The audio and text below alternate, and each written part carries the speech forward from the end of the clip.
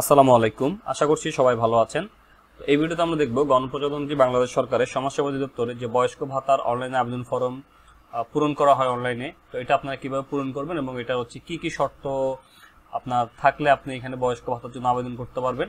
এই ভিডিওতে আমি খুব ক্লিয়ারলি আপনাদেরকে দেখানোর চেষ্টা করব এবং আবেদনের প্রক্রিয়াটা আমি আপনাদেরকে দেখিয়ে দিব।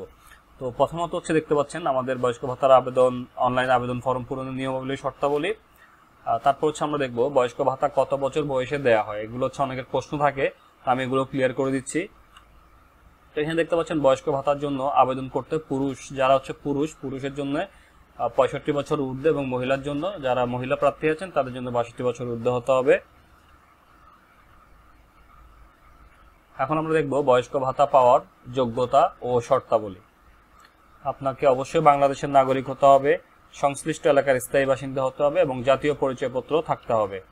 আবেদনকারীর বয়স পুরুষের ক্ষেত্রে 65 বছর ঊর্ধ্বে থাকতে হবে, কিছুক্ষণ আগে বললাম যেটা এটাই, এবং মহিলার ক্ষেত্রে 62 বছর ঊর্ধ্বে হতে হবে। এখানে একটা কথা আছে, কথাটা সরকার কর্তৃক দেয়া একটি নির্দিষ্ট তারিখে এই বয়স হতে হবে। যেমন আমরা যদি 23-24 অর্থ বছর ধরি, সেক্ষেত্রে আপনার 65 বছরের হতে হবে 2023 সালের জুলাইয়ের 1 তারিখে আপনার বয়স 65+ হলেই আপনি কিন্তু এখানে আবেদন করতে পারবেন। তো এই ধরনের একটা নির্দেশনা দিয়ে দেয়, ওই নির্দেশনা অনুযায়ী আপনাকে আবেদনটা করতে হবে।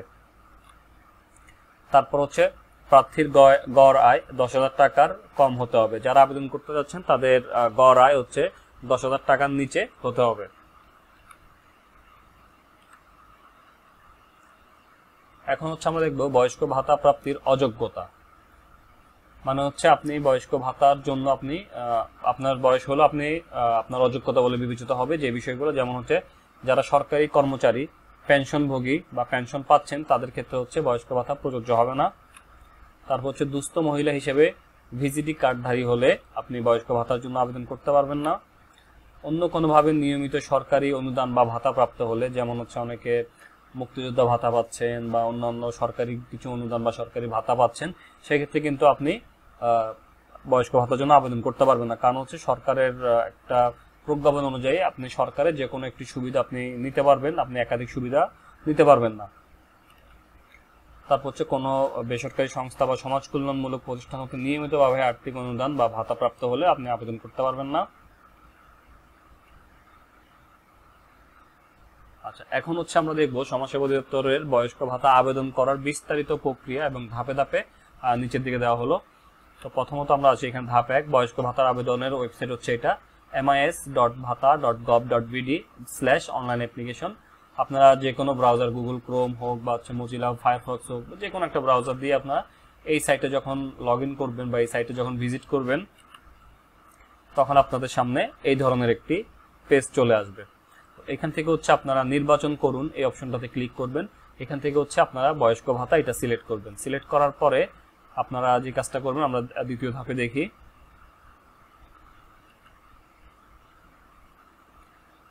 প্রথম বক্সে যার নামে আবেদন করবেন তার একটি এনআইডি কার্ডের নাম্বার লিখুন এবং দ্বিতীয় বক্সে তার জন্ম তারিখ সিলেক্ট করে এরপর যাচাই বাটনে ক্লিক করুন। আমি ছবিটা একটু দেখে নিচ্ছি।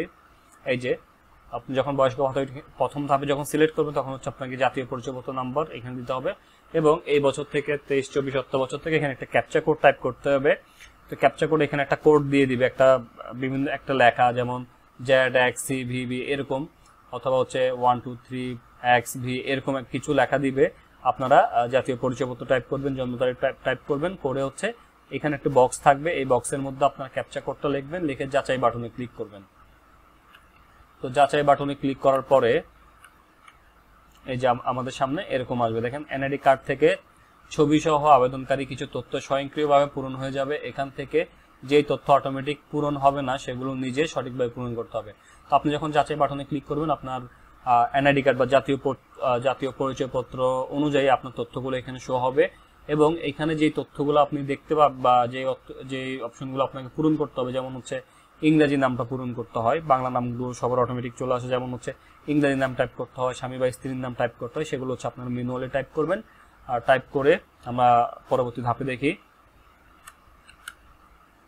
এই যে ধাপ 4-এ আপনার বৈবাহিক অবস্থা, শিক্ষাগত যোগ্যতা, পরিবারের সদস্য সংখ্যা, পুরুষ তারপর মহিলা কজন আছে, তারপর পেশা, বার্ষিক আয়, স্বাস্থ্যগত কর্ম, এই বিষয়গুলো হচ্ছে। তারপর হচ্ছে ভূমির পরিমাণ, বাসস্থানের তথ্য, সরকারি বেসরকারি আর্থিক সুবিধার তথ্য, এগুলো দিয়ে দিতে হবে। যেমন এই যে এখানে আমরা একটু ছবিতে দেখি, এই তথ্যগুলো আপনি একটু ফিল আপ করে দিবেন। যেমন হচ্ছে বৈবাহিক অবস্থা, পরিবারের সদস্য সংখ্যা, পুরুষ কয়জন, মহিলা কয়জন, এগুলো দিয়ে হচ্ছে আপনারা এগুলো আপনারা সঠিক তথ্য দিয়ে পূরণ করবেন। তো 5 নম্বর ধাপে দেখতে পাচ্ছেন, এই ধাপে যোগাযোগের তথ্য দিতে হবে। আবেদনকারীর বর্তমান ও স্থায়ী ঠিকানা, বিভাগ, জেলা, উপজেলা, ইউনিয়ন ও ওয়ার্ড সিলেক্ট করতে হবে। এই যে দেখতে পাচ্ছেন এখানে প্রথম হচ্ছে বিভাগ, তারপর জেলা, অবস্থান, উপজেলা, এগুলো দিয়ে আপনারা সঠিকভাবে ফিল আপ করবেন। তারপর হচ্ছে নিচের দিকে, নিচের এই সাইডে হচ্ছে আপনি আপনার একটা বিকাশ, আপনার জেলাতে যেই নগদ নাকি বিকাশ ওই নাম্বারটা দিবেন। আপনার জেলাতে আপনি খোঁজ নেবেন আপনি যে উপজেলায় আছেন ওই উপজেলায় কোন ব্যাংকিং এর মাধ্যমে আপনার ভাতার টাকা পরিশোধ করে। তো আমাদের বর্তমানে নগদ, বিকাশ এবং হচ্ছে ব্যাংক এশিয়া ইয়ে করা আছে, মোবাইল ব্যাংকিং সেট করা আছে। আপনারা এখান থেকে আপনার এই অপশনটা আসবে। আপনি যদি বিকাশ হয় আপনি এখান থেকে বিকাশ সিলেক্ট করবেন, এবং যদি নগদ থাকে নগদ, এই যে সিলেক্টেড আইটেম থেকে আপনারা, আমি এটা একটু পড়ে শোনাচ্ছি আপনাদেরকে। এরপর নিচে ভাতার টাকা পাওয়ার জন্য বয়স্ক ভাতা, মোবাইল ব্যাংকিং অ্যাকাউন্ট নাম্বার দিতে হবে। ব্যাংকের নামের ঘরে বিকাশ / নগদ, সিলেক্টেড অ্যাকাউন্টের নাম আসবে। তো এখান থেকে বিকাশ আসলে আপনাকে অবশ্যই বিকাশ অ্যাকাউন্ট আছে এমন একটি মোবাইল নাম্বার দিতে হবে। তো মানে হচ্ছে আপনার এই যে এখান থেকে আপনি সিলেক্ট করতে পারবেন আপনার কি নগদ নাকি বিকাশ নাকি অন্য কোনো অ্যাকাউন্ট আছে, এটা সিলেক্ট করবেন। সিলেক্ট করে আপনি এখানে নাম্বার টাইপ করবেন। অবশ্যই কিন্তু একটি সচল একটি বিকাশ নাম্বার দিতে হবে বা নগদ নাম্বার দিতে হবে। দিয়ে তারপর হচ্ছে আপনারা নিচের দিকে চলে আসবেন। এই যে আমরা 6 নম্বর ধাপে, এখানে হচ্ছে এই ধাপে আপনাকে আবেদনের যোগ্যতা সম্পর্কিত কিছু তথ্য দিতে হবে। নিচের ছবি দেখুন, যেমন যে এখানে আমরা দেখতে পাচ্ছি, এখানে আমাদের কিছু পরিসংখ্যানের কিছু তথ্য দিতে হবে। এই তথ্যের উপরে কিন্তু অনেক কিছু নির্ভর করতেছে আপনার ভাতার। এটা এখানে দেখতে পাচ্ছেন আপনি যেই এখানে কি এই বাসগৃহটি আপনার নিজস্ব কিনা, মানে হচ্ছে আপনি যেই ঘরটাতে আছেন ওই ঘরটা আপনার নিজস্ব কিনা। খানা প্রধানের বয়স, খানা প্রধান মানে হচ্ছে আপনার যে পরিবারটা যে পরিচালনা করেন, মানে এই পরিবারের যে মেইন, তার হচ্ছে বয়স কত এটা দিবেন। তারপর হচ্ছে আপনার পরিবারের খানা মানে হচ্ছে একটা পরিবার আর কি, একটা ঘর, এই ঘর খানা শিশু সংখ্যা কত, তারপর স্বামী বা স্ত্রীর শিক্ষাগত যোগ্যতা দিবেন। খানা প্রদানের যে আপনাদের পরিবারের মেইন, তার শিক্ষাগত যোগ্যতা, খানা প্রদানের পেশা, যে আপনার পরিবারের প্রধান তার হচ্ছে কি পেশা আছে ওটা দিবেন। তারপরে যে আপনার খানার মালিকানাধীন নিম্নর এখানে আপনি কি কি সম্পদ আছে আপনার ঘরে, এটা বুঝাচ্ছে এখানে। এখানে কিন্তু উত্তর একাধিক হতে পারে, যেমন হচ্ছে নলকূপ থাকতে পারে, বৈদ্যুতিক পাখা থাকতে পারে, তারপর এখানে নৌকা থাকতে পারে। তো এগুলো আপনাদের যেগুলো আছে আপনারা ওগুলো এখান থেকে সিলেক্ট করবেন। সিলেক্ট করে এখানে নিচে অপশনটা দেখেন, গত 1 বছরে আপনার খানা বিদেশে অবস্থানরত কারণ নিকট থেকে কোনো অর্থ পেয়েছেন কিনা, মানে হচ্ছে আপনার পরিবারে যদি কেউ বিদেশ যেয়ে থাকে ওনার থেকে আপনারা কোনো অর্থ পেয়েছেন কিনা, এটা এখান থেকে সিলেক্ট করবেন।